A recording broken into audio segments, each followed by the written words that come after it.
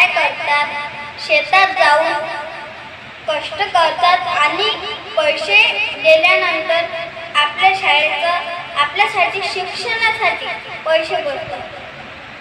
त्यांच्यासाठी मी एक गाणं म्हणणार आहे.